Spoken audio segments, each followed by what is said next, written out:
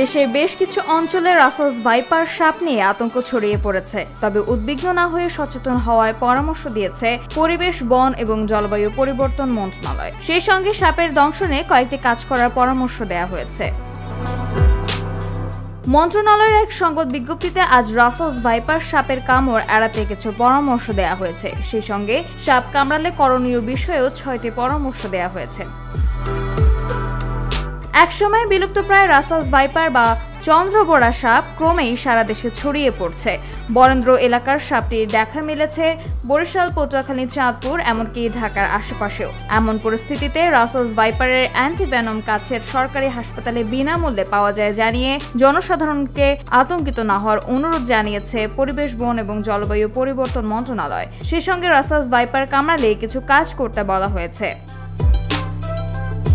বন মন্ত্রণালয়ের মতে রাসেলস ভাইপার দংশিত অঙ্গ নাড়াচাড়া করা যাবে না, পায়ে দংশনে বসে যেতে হবে, হাঁটা যাবে না। হাতে দংশনে হাত নাড়াচাড়া করা যাবে না, কারণ হাতে পায়ের নাড়াচাড়ায় মাংসপেশির সংকোচনের ফলে বিষ দ্রুত রক্তের মাধ্যমে শরীরে ছড়িয়ে বিষক্রিয়া হতে পারে।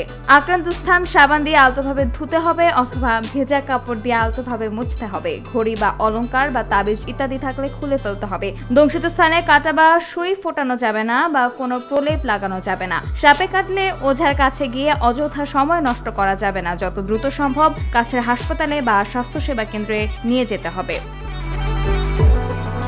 সারা দেশে রাসেলস ভাইপার নিয়ে আতঙ্কের সঙ্গে সঙ্গে ছড়াচ্ছে গুজব ও ভুল তথ্য। কেউ কেউ দাবি করছে 2 ঘন্টার মধ্যে অ্যান্টিভেনম দিতে হবে, তবে বিশেষজ্ঞরা জানিয়েছেন এ তথ্য গুজব। বন্যপ্রাণী ও পরিবেশ বিশেষজ্ঞ মোহাম্মদ আবু সাইদ গণমাধ্যমকে জানিয়েছেন রাসেলস ভাইপার কামড় দিলে রোগী মারা যায় এটি সত্য নয়, বরং রোগী সহজে মারা যায় না। ন্যূনতম 72 ঘন্টার আগে সহজে রোগী মারা যায় না। বাংলাদেশ টক্সিকোলজি সোসাইটির সভাপতি ডাক্তার মোহাম্মদ আবুল ফয়েজ সাপের দংশন ও এর চিকিৎসা নিয়ে লেখা এক বইতে এইসব তথ্য দিয়েছেন।